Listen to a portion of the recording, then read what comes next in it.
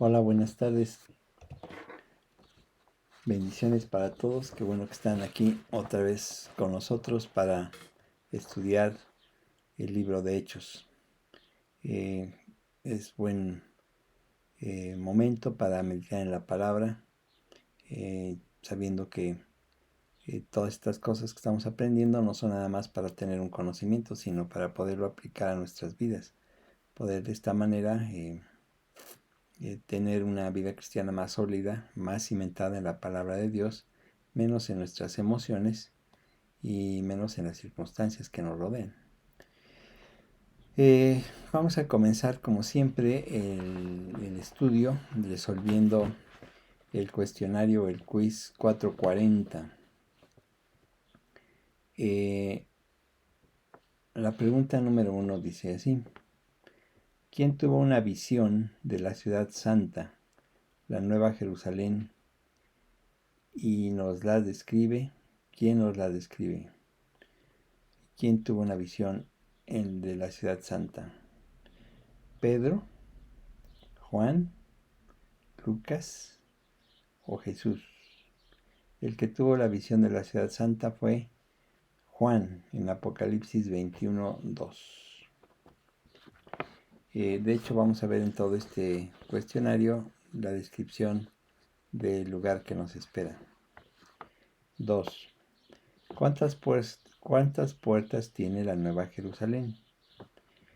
8, 12, 16 o 24. La respuesta es 12 en Apocalipsis 21:21. 3. ¿Qué está escrito en cada una de las puertas de la ciudad? ¿Qué está escrito en cada una de las puertas de la ciudad?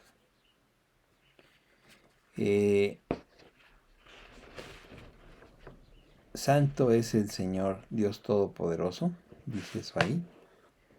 O los 12 nombres de los apóstoles.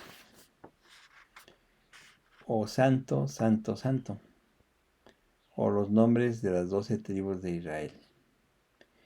La respuesta es: ¿qué está escrito en cada una de las puertas de la ciudad? Los nombres de las 12 tribus de Israel. Apocalipsis 21:12. 4. ¿Cuántos fundamentos tiene la ciudad? 4, 7, 8 o 12.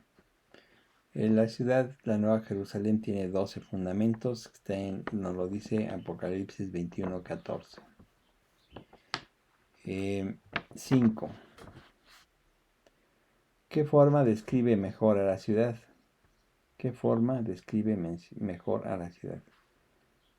¿Un domo, un cubo, un círculo o un cilindro? La respuesta es un cubo. Apocalipsis 21:16, van a ver ustedes las medidas y sabrán que la forma que mejor describe la ciudad es un cubo. 6. ¿De dónde procede la luz de la ciudad? ¿De dónde procede la luz de la ciudad? ¿Del sol? ¿De la luna? ¿Del cordero? ¿O de las estrellas? La respuesta es del cordero. En Apocalipsis 21:23. Ahora 7. Un río puro, con el agua de la vida, clara como el cristal, procede ¿de dónde? De los fundamentos de la ciudad, del monte santo del Señor, del trono de Dios y del Cordero, de las puertas y partes más lejanas de la ciudad. Bueno, ese río de agua pura como el cristal, clara como el cristal, viene del trono del Cordero, del trono de Dios y del Cordero. Nos lo dice Apocalipsis 22:1.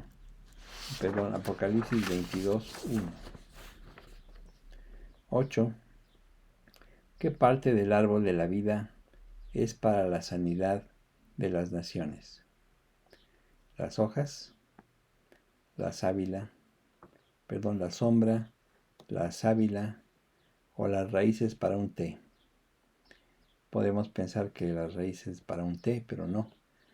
La sanidad para las naciones que procede del árbol de la vida es de las hojas. Apocalipsis 22:2. 9. ¿Cuántas veces al año da fruto el árbol de la vida? 1, 2, 6 o 12. ¿Cuántas veces al año da fruto el árbol de la vida? 12. En Apocalipsis 22:2. 10. El nombre de Dios está inscrito en qué parte del cuerpo de sus siervos. El nombre de Dios está inscrito en qué parte del cuerpo de sus siervos. En las palmas de las manos, en sus frentes, en el dorso de sus pies o desde el hombro hasta el muslo. La respuesta es en sus frentes. Está en Apocalipsis 22:4. Bueno, esa es la descripción de la Nueva Jerusalén, el lugar que nos espera. El Señor lo describe. La descripción es maravillosa. Ustedes en Apocalipsis 21 y 22 pueden leerlo para que vean qué les espera, qué lugar. Bueno, continuamos nuestro estudio en Hechos 1, pero antes vamos a orar. Padre, te pedimos tu bendición para entender bien el estudio del día de hoy, poderlo aplicar a nuestras vidas y también tener el conocimiento mayor de tu persona. Ayúdanos a entender bien, siendo guiados por tu Espíritu, y que nuestra mente esté enfocada en esto para que podamos entender mejor lo que tú tienes para nosotros. Te pedimos tu bendición en el nombre de Jesús. Amén. Bueno, estamos en el inicio del libro de Hechos de los Apóstoles, donde Jesús se va al cielo, después de haberse aparecido a los discípulos durante 40 días, después de su resurrección, donde lo vieron muchísimas personas y testigos de primera mano refirieron todo lo que él hizo. Nos quedamos cuando él termina sus enseñanzas y de repente pues se va al cielo. Vamos a leer Hechos 1:9. Y habiendo dicho estas cosas, viéndolo ellos, fue alzado y le recibió una nube que le ocultó de sus ojos. Bueno, este episodio resalta el papel de los apóstoles que son testigos de primera mano, o sea, nadie se los dijo, ellos mismos lo vieron. El hecho de que ellos ven a Jesús irse al cielo es mencionado varias veces aquí. Más adelante dice viéndolo ellos. Aquí dice viéndolo ellos. Más adelante dice los ojos puestos en el cielo. Y alguien les pregunta después ¿por qué estáis mirando al cielo? Realmente se quedaron absortos viendo hacia el cielo, pero como testigos presenciales. Vieron un cuerpo presente que subió al cielo y realmente esto nos lo narra Lucas también en su Evangelio al final, como el cuerpo de Cristo resucitado se va hacia el cielo. Lucas registra la ascensión de Jesús realmente en pocas palabras. O sea, vimos el versículo y no hay muchos detalles. Es muy sorprendente esto. Los detalles se los dan un poco en su Evangelio. Aquí en Hechos no es el relato es muy escueto. Uno esperaría más detalles de tan importante evento, pero Dios es muy sencillo y práctico en cómo nos narra las cosas a nosotros. No le sobran palabras ni le faltan. Lucas en su Evangelio ya había dado algunos detalles. Nos dice que Jesús llevó a los discípulos a los alrededores de Betania, a menos de 4 kilómetros de Jerusalén, que Betania está ahí pegadito a Jerusalén. En Lucas 24, 50 al 51 dice así: y lo sacó fuera hasta Betania, y alzando sus manos los bendijo. Y aconteció que bendiciéndolos, se separó de ellos y fue llevado arriba al cielo. En Hechos, Lucas nos dice que el lugar exacto de la ascensión fue el Monte de los Olivos. En el versículo 12 lo vemos esto. Pero en el versículo que acabamos de leer, de Hechos 1:9, se nos dice que, de Lucas 24, 50 y 51 nos dice que alzando sus manos los bendijo. Y aconteció que bendiciéndolos se separó de ellos y fue llevado arriba al cielo. Realmente esto fue maravilloso. Finalmente el Señor se va, pero los bendice a sus seguidores, bendice a sus discípulos, bendice a los apóstoles que estaban ahí presentes y se va. Pero aquí en Hechos, en el versículo 1:9, se nos dice, habiendo dicho estas cosas, viéndolo ellos, fue alzado. Estos detalles de Lucas en su evangelio no están en Hechos. Fue alzado obviamente al cielo. En realidad no se menciona en algunos pasajes el cielo, pero sino más adelante. Pues Lucas en realidad quiere llamarnos la atención en que él quiere que veamos el punto de vista de los apóstoles, no de Jesús. Ellos ven la ascensión de Jesús desde la tierra al cielo y deben darse cuenta que esto marca el fin de sus apariciones periódicas que el Señor tuvo los 40 días que se les apareció después de su resurrección. No, probablemente no estuvo ahí todos los 40 días presente a las 24 horas o viviendo en algún lugar con ellos, sino que se aparecía, luego desaparecía, se aparecía y desaparecía. Y así estuvo apareciéndose durante 40 días.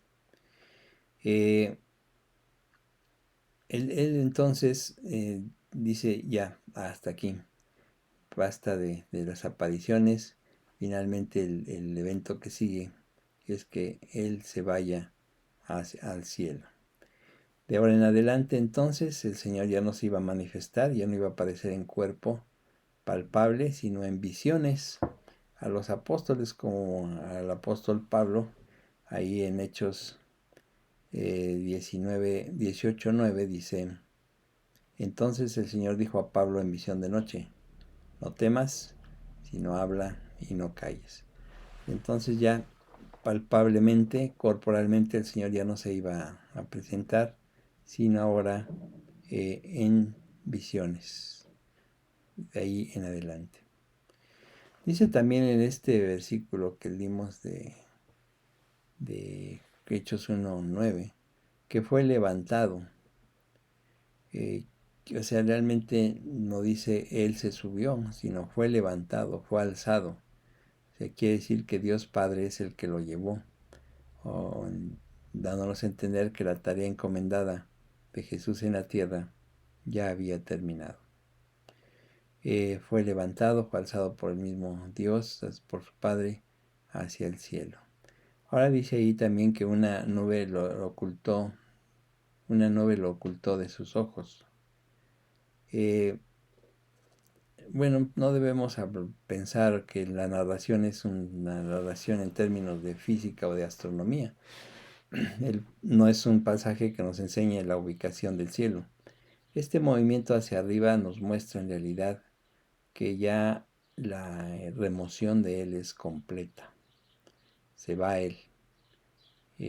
Lo que le interesa a Lucas es dejar el escenario, que es dejar establecido que Jesús deje el escenario de este mundo y entra en la gloria celestial a la diestra del Padre. Es alzado, una nube lo oculta de sus ojos. La nube no es una imagen apocalíptica aquí, ni tiene ningún significado especial. Tampoco la nube es una especie de lenguaje de un vehículo tomado del Antiguo Testamento en que Jesús sería transportado al cielo. No es así. En realidad lo que sucede aquí es simplemente que el Señor nos dice, Jesús se va al cielo, eh, no les muestra la forma en que entra y desaparece en el cielo, sino que la nube oculta esto de la vista de los discípulos. Fue un fenómeno natural que señaló la partida definitiva de Jesús. Esta fue la última vez que Jesús apareció antes de su segunda venida. Desde ahí estuvo aquí corporalmente y finalmente volverá en su segunda venida en un futuro. Además, no es una coincidencia que la ascensión de Jesús al trono celestial de Dios haya sido desde el Monte de los Olivos.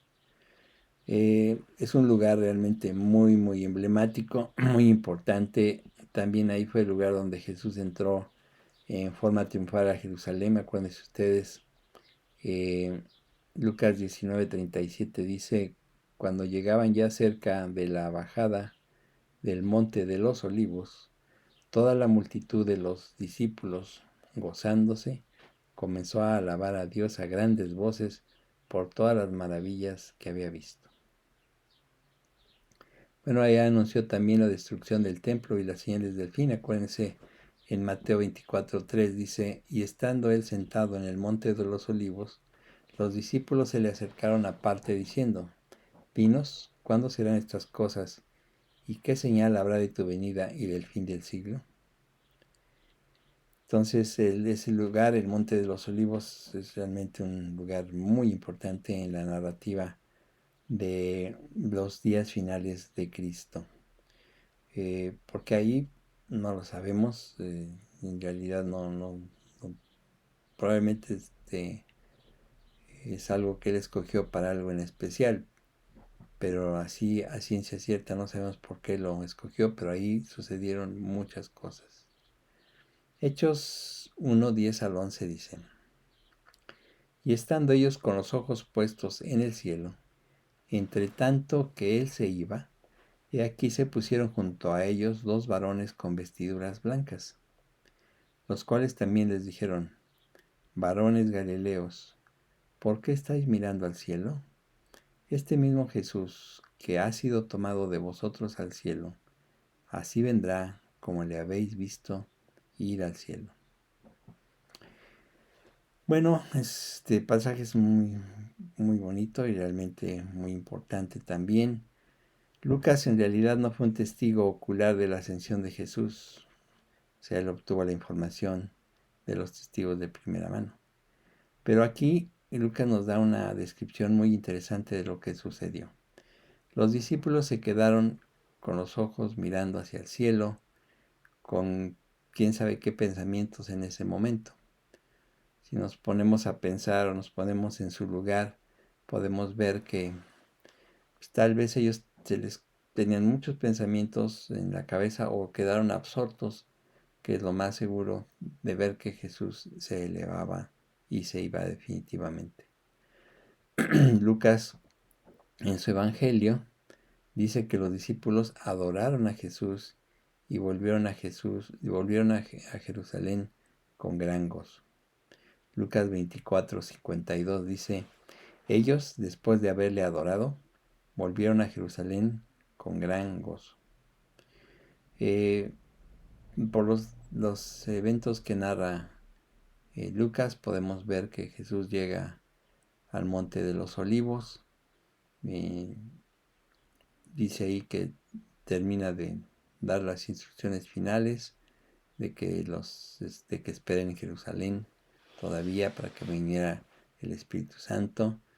Después los bendice, ellos lo adoran y el Señor se va. Y regresan ellos a Jerusalén con gran gozo. Al estar ellos experimentando estos sentimientos de la despedida de Jesús, que es su ser amado en ese momento, de repente, cuando están absortos pensando en eso, viendo ahí hacia arriba cómo se iba, que debió haber sido algo impresionante, entonces se presentan unos ángeles, como 2 hombres vestidos de blanco. Estos ángeles son semejantes a los que se aparecieron en la tumba vacía, a las mujeres Recuerdan ustedes en Lucas 24:4 dice: Aconteció que estando ellas perplejas por esto, he aquí se pararon junto a ellas dos varones con vestiduras resplandecientes. Lo más seguro es que eran también estos que estaban allí en el momento en que Jesús se iba. Estos ángeles son enviados, pero no para reprender a los discípulos, a los que están ahí, sino para revelar. O sea, podemos pensar como en la pregunta que hicieron ellos a las mujeres en la tumba vacía, que buscaban a, por qué buscaban a los muertos, por qué buscaban a los vivos de entre los muertos. En realidad, ya Jesús les había dicho que iban a resucitar. Ahí sí hay cierta reprensión, pero aquí no hay tanta. O sea, aquí parece revelarles lo que realmente va a suceder. Les dicen ellos, varones galileos. O sea, lo más seguro es que se refiera a los apóstoles allí presentes, que en su mayoría, o prácticamente todos, ya no estaba Judas Iscariote, eran galileos, porque había más gentes ahí. Los ángeles han venido a transformar, si es que hubo alguna tristeza, esa tristeza en gozo. Pues les dice a ellos que Jesús va a volver a regresar en el tiempo señalado. Como Jesús mismo prometió a los apóstoles que estaría con ellos todos los días hasta el fin del mundo, asimismo los ángeles afirman la comunión continua de Jesús.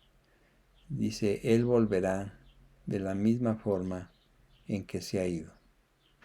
Los ángeles no están diciendo nada nuevo, sino están afirmando y repiten lo que Jesús les había enseñado durante su ministerio. Lucas 21:27 dice: Entonces verán al Hijo del Hombre que vendrá en una nube con poder y gran gloria. Así es, de esa manera el Señor no tarda en venir. Así como ascendió, así regresará.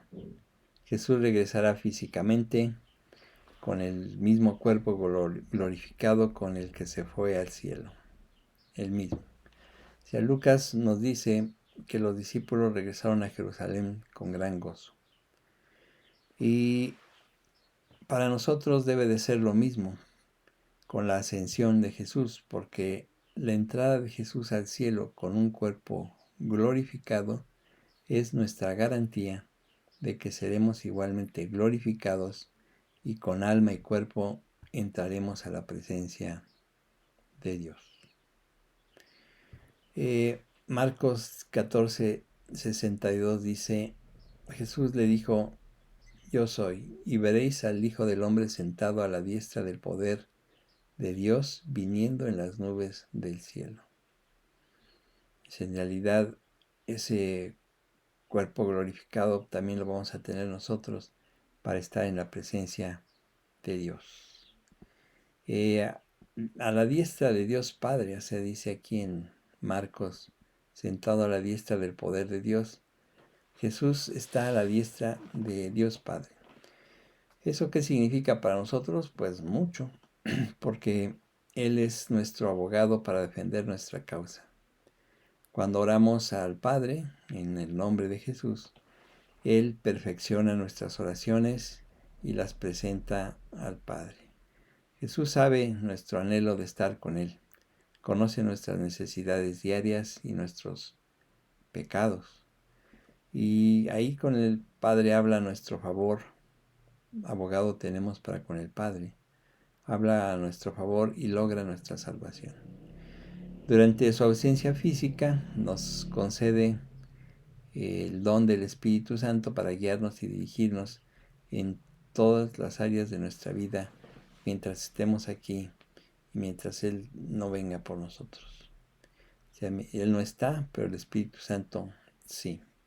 O sea, la ascensión de Jesús y su presencia a la diestra de Dios marca entonces la toma de posesión del trono real de Jesús. Desde ahí gobierna este mundo, aunque los habitantes de este mundo no lo quieran reconocer y no quieran someterse a su señorío.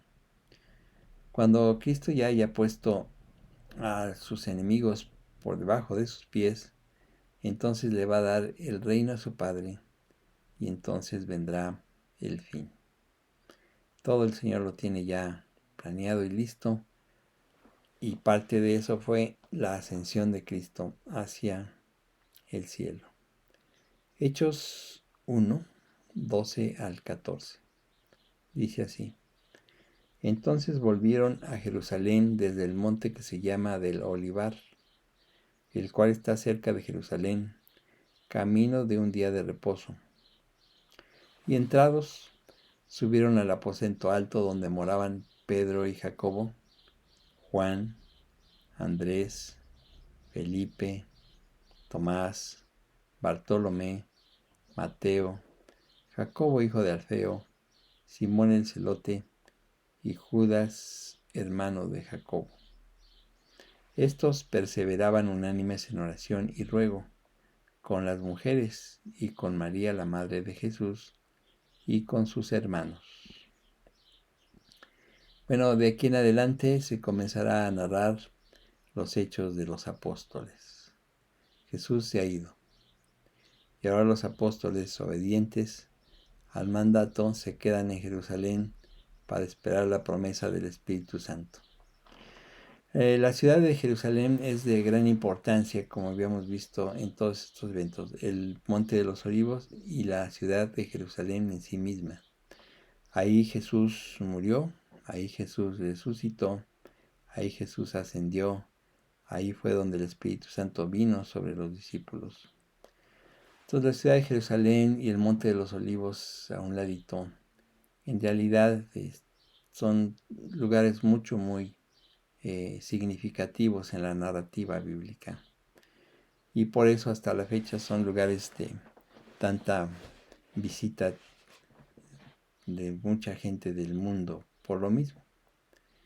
El Espíritu Santo entonces desciende a los discípulos en Jerusalén, mientras ahí están esperando.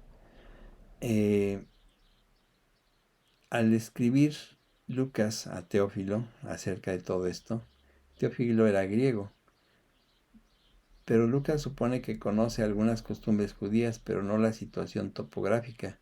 Por eso habla mucho de Jerusalén, del Monte de los Olivos, para que se dé una idea Teófilo de dónde estaban sucediendo las cosas. Cuando Lucas dice que estaba este lugar camino de un día de reposo, el Monte de los Olivos de Jerusalén, indicaba la distancia que le estaba permitido a un judío caminar en el día de reposo, 1 kilómetro y 200 metros aproximadamente.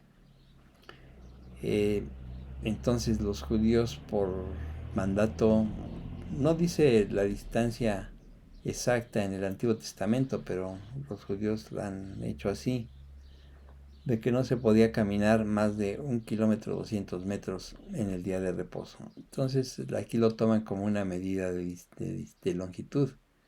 Y dice aquí Lucas que no estaban muy distantes de ahí, sino en el camino de un día de reposo. También si se hacen bien las cuentas y vemos que Jesús resucitó ese domingo y después estuvo 40 días apareciéndose a los discípulos, haciendo las cuentas, probablemente Jesús ascendió en un jueves, que eso es una curiosidad, no es algo importante en sí. De vuelta a Jerusalén, los apóstoles fueron a un lugar donde se habían quedado antes, el aposento alto. Es posible que haya sido el mismo en el que cenaron con Jesús la noche anterior a la muerte de Jesús. Pudo haber sido así, o pudo haber sido otro lugar, otro aposento alto donde se acostumbraba la gente a reunirse, sobre todo para practicar ciertas prácticas judías u orar. No sabemos. La cosa es que pudo haber sido el donde cenaron, pudo haber sido otro, O hay quien dice que pudo haber sido en la casa de María, la madre de Juan Marcos, porque ahí también se reunían a orar los discípulos, pero no podemos asegurar nada de esto. Lo que sí es que era en un aposento alto. Lucas ahora en su narrativa, en Hechos, nos narra la lista de los apóstoles, parecida a la que está en el Evangelio, pero con ciertas variaciones. Ya no se menciona aquí a Judas Iscariote, por obvias razones. Nombra a los apóstoles en una manera diferente a las listas de los otros evangelistas. Aquí menciona a Pedro, Juan, Jacobo y Andrés. Pedro y Andrés son hermanos, pero aquí aparecen separados por Juan y Jacobo, que también son hermanos. Luego dice que están Felipe, Tomás, Bartolomé y Mateo. Y los últimos tres tienen descripciones adicionales: Jacobo, hijo de Alfeo, Simón el celote y Judas, hijo de Jacobo, que en otros lugares también se llama Tadeo. Al ver esto me recuerdo que cuando empecé a estudiar la Biblia en forma sistemática, cuando estaba tomando un curso de teología ahí, una de las tareas era aprenderse de memoria a los nombres de los discípulos, de los apóstoles. Y esa lista estaba basada en la que está en el Evangelio de Mateo. Y si ustedes memorizan la que está en el Evangelio de Mateo, van a poder ubicarse bien cuando vean otro tipo otro tipo de lista de los apóstoles.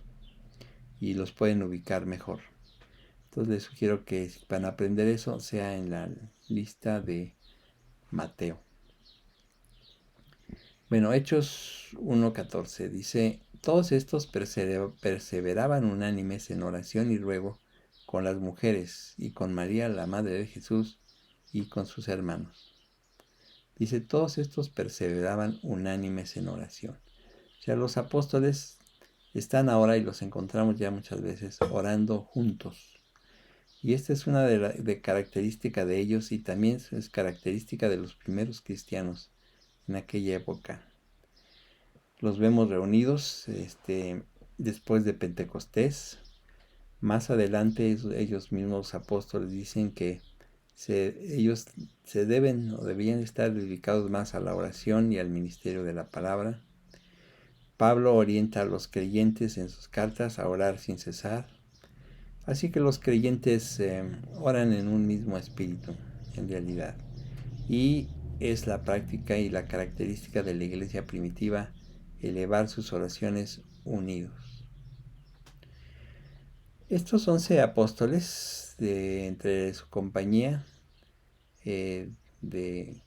los que había en la compañía con Jesús, había entre ellos mujeres. Esas mujeres, realmente no pocas, venían desde Jerusalén hasta Galilea con Jesús y con sus seguidores. Nos lo dice Lucas 8, 1-3. Y aconteció después que Jesús iba por todas las ciudades y aldeas, predicando y anunciando el evangelio del reino, y los 12 con él, y algunas mujeres que habían sido sanadas de espíritus malos y de enfermedades. María, que se llamaba Magdalena, de la que habían salido 7 demonios, Juana, mujer de Chuza, intendente de Herodes, y Susana, y otras muchas que le servían de sus bienes. O sea, en realidad Jesús los seguía no nada más hombres, o sea, mujeres y bastantes. Y aquí en la narrativa de Hechos se nos dice que estaban unidos en oración las mujeres y María. Particularmente se menciona aquí a María, la madre de Jesús, en este pasaje, pero es importante notar que de aquí en adelante ya no se le vuelve a mencionar. Se le menciona entonces aquí por última vez, reunida, orando con los demás.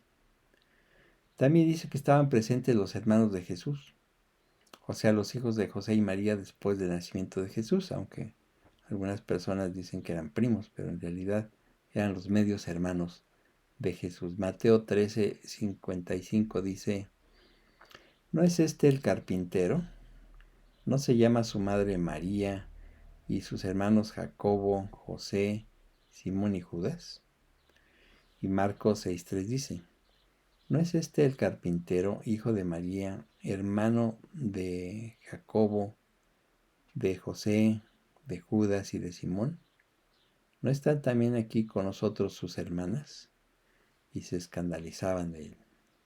O sea, por los evangelios sabemos que los hermanos de Jesús rehusaron creer en él en los últimos meses de su ministerio, cuando comenzó a hacerse el público. Los hermanos no creían o rechazaban creer en lo que Jesús era o decía. Juan 7:3-5 dice, y le dijeron sus hermanos, sal de aquí y vete a Judea, para que también tus discípulos vean las obras que haces. Porque ninguno que procura darse a conocer hace algo en secreto. Si estas cosas haces, manifiéstate al mundo, porque ni aun sus hermanos creían en él. Realmente vivieron con él desde chicos, compartieron con él muchísimo, pero cuando Jesús comenzó a predicar, ya no le creyeron, como pensando tal vez que cómo su hermano iba a ser el Mesías o Dios mismo. Aunque veían en realidad las señales que hacía, realmente no creían en él.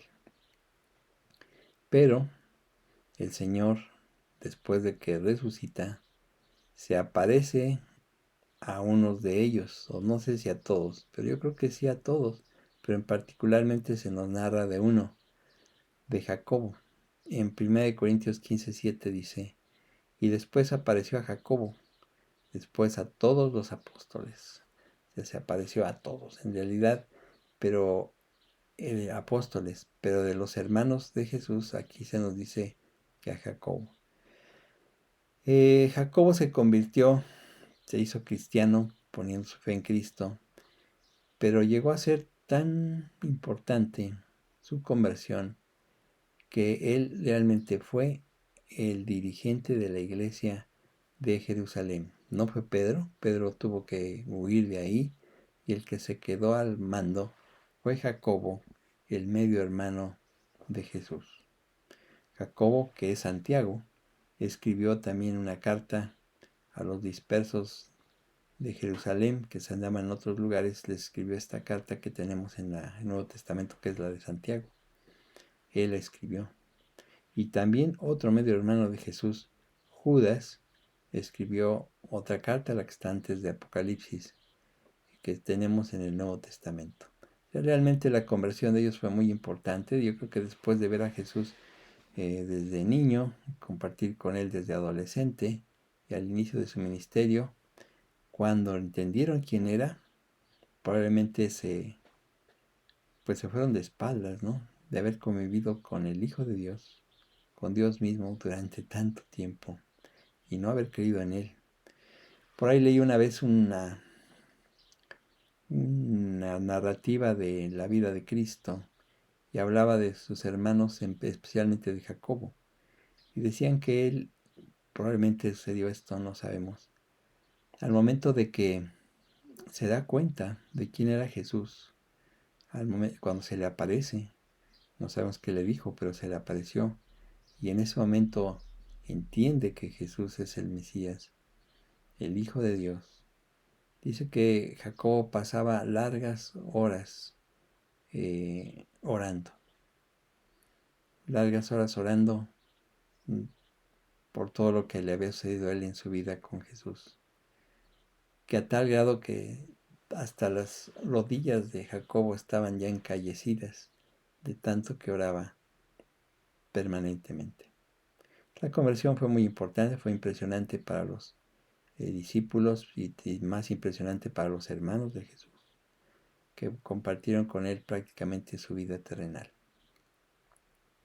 Ellos creyeron. Y hay mucha gente actualmente que ha oído de Cristo, lee de Cristo, algunos leen algunos pasajes de la Biblia, o algunos conocen a algunos creyentes, pero no creen realmente en Jesús. Y como dice el Evangelio de Juan que acabamos de leer, 7, 3 al 5, porque ni aun sus hermanos creían en él. Pero aquí podemos decir, ni aun muchos que han oído de él creen en él. Mucha gente anda por el mundo diciendo que es creyente, que es cristiana, solo porque lleva una cruz colgando ahí en el pecho.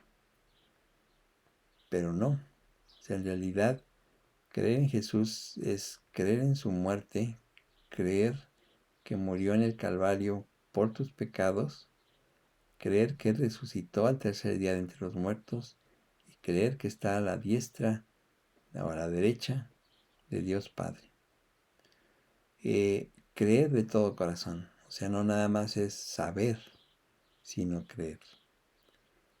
Mucha gente conoce de Cristo. Esta semana hablaba con una paciente que ha conocido del Evangelio desde niña, pero no del Evangelio como nosotros lo conocemos, sino lo que le han dicho en su religión.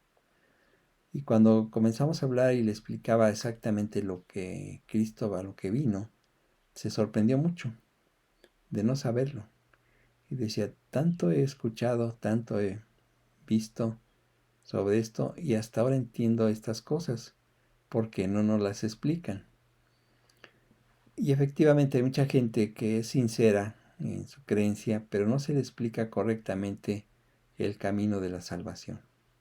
El camino de la salvación es para el creyente muy sencillo, es creer y aceptar. Para Cristo fue terrible, muy difícil, porque fue morir y derramar su sangre por los pecadores. Si tú conoces de Cristo, pero hasta la fecha no has creído de todo corazón o has rehusado creer en Él por alguna razón que tienes, en este momento te invito a que tú reconsideres esto y hagas una decisión por Cristo en este momento. ¿Cómo hacerlo? Es muy sencillo, solamente pedírselo con la boca, orando, para que tú entonces al creer te salves, porque tus pecados te son perdonados. Si quieres hacerlo, donde quiera que estés, solo repite lo que yo diga, te puedo guiar en esta oración. Vamos a orar. Señor Dios, entiendo que sí conocía o conozco de ti o acerca de ti, pero no creía realmente en ti. Ahora, Señor Dios, entiendo que soy pecador y mi pecado no me deja acercarme a ti. Te pido perdón por mis pecados, me arrepiento de ellos. Creo que tú moriste por mí para perdón de esos pecados en el Calvario, en esa cruz, que derramaste tu sangre para mi salvación. Lo creo de todo corazón y lo acepto para mi vida. También creo que tú resucitaste al tercer día de entre los muertos, que estás vivo y estás escuchando esta oración para salvación de mi alma. También creo que tú estás en el cielo ahora, sentado a la diestra de Dios Padre. Creo esto porque lo dice tu palabra. En el nombre de Jesús. Amén. Si tú has creído esto, entonces crees que Jesús es el Hijo de Dios, Dios mismo, como ya hemos visto, y que pasas de muerte a vida, como dice el Evangelio de Juan. Te salvas no por lo que hiciste, no por lo que dejaste de hacer, sino por lo que has creído. El que cree se salva, el que no cree o rehúsa creer, la ira de Dios está sobre él. Pero si tú has creído, pues entonces, ahora sí, tienes acceso a el Señor, como vamos a ver en varias ocasiones en este estudio del libro de Hechos. Gracias por estar aquí, gracias por su tiempo que dedican al estudio de la Biblia. Espero que pongan en práctica todo esto. Acuérdense que ahora tenemos un padre, un abogado sentado a la derecha de Dios Padre que intercede por nosotros todo el tiempo. Y tenemos aquí la guía de su Espíritu que nos guía toda la verdad y ahora como creyentes nos hace entender mejor las Escrituras. Que tengan un buen fin de semana y una Semana Santa que viene, que sea de oración, lectura de la palabra, también de compartir con otros lo que Jesús vino a hacer por nosotros, lo que acabamos de decir, que Él vino a morir por nosotros. Bueno, nos vemos entonces, si Dios quiere, el próximo fin de semana para continuar nuestro estudio en el libro de Hechos. Que Dios los bendiga.